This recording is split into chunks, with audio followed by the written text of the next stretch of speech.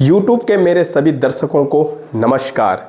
आशा है आप सब अच्छे होंगे, स्वस्थ होंगे, मस्त होंगे और जहां भी होंगे अपने अपने कामों में व्यस्त होंगे। तो आज की वीडियो में बात करते हैं देश दुनिया की, जो पूरे देश में और दुनिया में जो घटना घट रही है। क्या है आज की डेट में, क्या है आज के दिनों में जो चल रहा है पूरे दुनिया में, विश्व में। बस एक ही चीज़ तो है, ईरान और अमेरिका के युद्ध की। ईरान, अमेरिका और इजराइल, इन देशों के बीच युद्ध छिड़ा हुआ है और जिसका असर पूरी दुनिया झेल रही है।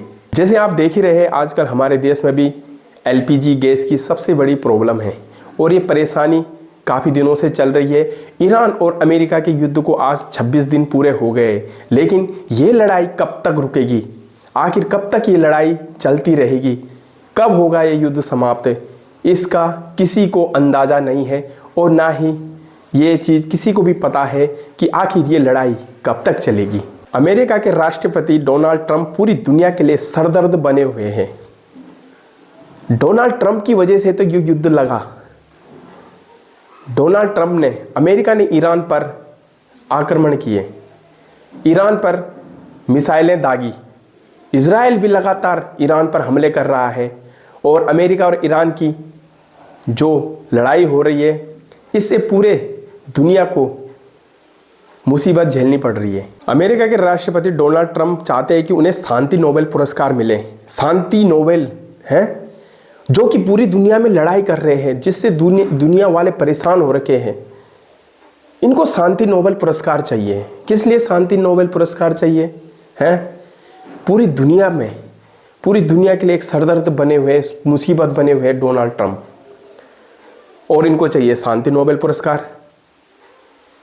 तो डोनाल्ड ट्रंप ने ईरान पर जो हमले किए, और डोनाल्ड ट्रंप कह रहे हैं कि ईरान झुक गया है, ईरान अब पीछे हटने के लिए मान गया है। कैसे मान गया है? ईरान ने तो पहले ही बोल दिया है कि हम किसी भी परिस्थिति में अब पीछे मुड़ने वाले नहीं हैं, हम पीछे हटने वाले नहीं हैं और अमेरिका को कड़ा जवाब दिया जाएगा, ये ईरान ने कहा है। आजकल डोनाल्ड ट्रंप कहते हैं कि देखो ईरान झुक गया है, ईरान पीछे हट गया है, लेकिन ईरान ने अपने इरादे साफ किए हैं। वो किसी भी परिस्थिति में पीछे मुड़ने वाला और पीछे हटने वाला नहीं है।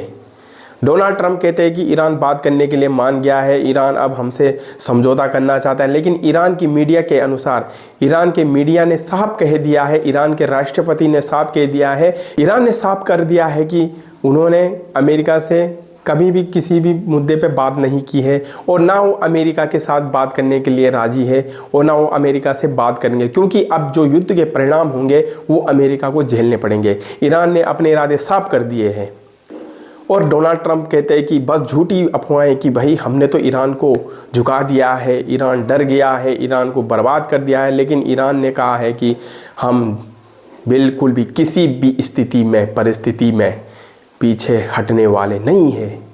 तो ये युद्ध कहाँ तक जाएगा?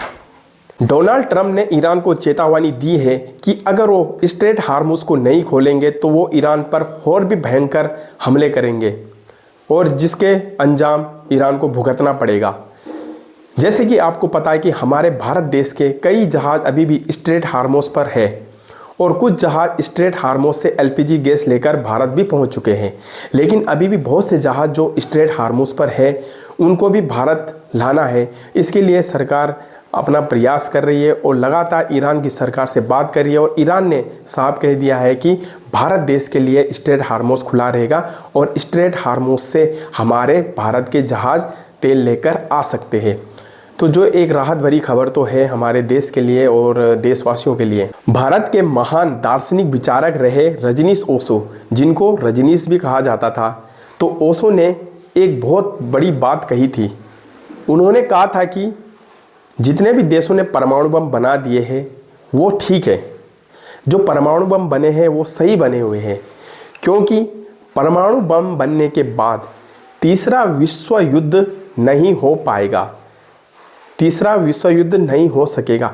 अगर तीसरा विश्व युद्ध हुआ भी तो कोई भी देश ना जीतेगा ना हारेगा, सब देश मरेंगे, पूरी दुनिया समाप्त हो जाएगी। कोई हार नहीं सकता, कोई जीत नहीं सकता, पूरा विश्व का सर्वनाश हो जाएगा। तो ये ओशो ने कहा था। आज के दिनों में इस युद्ध का ये परिणाम है जो हमारे देश को भी झेलनी पड़ रही है और हमारे आम आदमियों को भी झेलनी पड़ रही है। आजकल एलपीजी गैस सिलेंडर मिलना बहुत मुश्किल हो गया है और अब फिर वही दौर, पुराना जो दौर था वही फिर शुरू हो गया है कि लोग सड़क में सिलेंडर लेके खड़े हैं और अपने सिलेंडर गैस का इंतज़ार कर रहे हैं। लाइनें लगी हुई है सिलेंडरों की। लेकिन एलपीजी गैस अभी भी हमारे देश में उपलब्ध है, पर्याप्त मात्रा में है। हमारे देश के प्रधानमंत्री नरेंद्र मोदी जी ने कल राज्यसभा में भी कहा है और उससे पहले उन्होंने लोकसभा में भी कहा था कि देश में एलपीजी, पेट्रोल, डीजल की कोई भी कमी नहीं है, बहुत पर्याप्त मात्रा में भंडार है। पर फिर भी हमें चुनौतियों से निपटने के लिए तैयार रहना पड़ेगा। तो आपने अक्सर देखा होगा कि हर कोई कुछ अफवाहें जो फैलती है, अफवाहों को सुनकर पैनिक हो जाता है, दहशत में आ जाते हैं लोग कि नहीं जी सिलेंडर नहीं मिलेगा, एलपीजी गैस पता नहीं कितने दिनों बाद आएगी, डीजल पेट्रोल नहीं मिलेगा। आप देख रहे हैं देशों में लोग रात रात को पेट्रोल पंपों में भीड़ जमा किए हुए हैं। इससे आम नागरिकों को परेशानी हो रही है। लोग दहशत में आके अफवाहों की सुनकर, अफवाहें की खबरें सुनकर ये लोग पेट्रोल पंपों में जो ये बिना बात के भीड़ जमा कर रहे हैं वो गलत है। देखो अभी सबको पता है कि अभी हमें चुनौतियों से लड़ना पड़ेगा। देखो समस्याएं आ रखी है जो, उससे तो हमें सामना करना ही पड़ेगा, है ना। तो बस कुछ दिनों की बात ही है, उसके बाद तो सब सामान्य हो जाएगा। देखो जल्दी से जल्दी सभी चाहते हैं कि युद्ध समाप्त हो और शांति हो, और भारत तो हमेशा शांति चाहता है और शांति के पक्ष में ही हमेशा रहा है भारत। अभी पिछले 5 सालों में देश ने बहुत से चुनौतियों का सामना किया और डट कर सामना किया। जैसे कि आपको पता है हमने कोरोना महामारी को भी झेला, उसके बाद यूक्रेन और रशिया के बीच जो युद्ध लगा, उसके बाद पेट्रोल डीजल में जो कीमतों में बढ़ोतरी हुई वो भी हमने झेला, उसके बाद आतंकी हमले भी झेले, जिसके बाद ऑपरेशन सिंदूर चलाया गया। उसके बाद 2025 में डोनाल्ड ट्रंप ने हमारे देश पे जो टैरिफ लगाए उसे भी हम लोगों ने झेला। उस देश ने उसका सामना किया, चुनौतियों का सामना किया। और अब ईरान अमेरिका के युद्ध के बाद जो स्थिति बनी हुई है उसको भी हम अच्छे से डटकर उसका मुकाबला करेंगे। हम सभी देशवासी इस चुनौती को भी पार जरूर करेंगे, अवश्य पार करेंगे, डटकर सामना करेंगे इस चुनौती का। तो इसी आशा के साथ आप सबको मेरा प्रणाम, नमस्कार।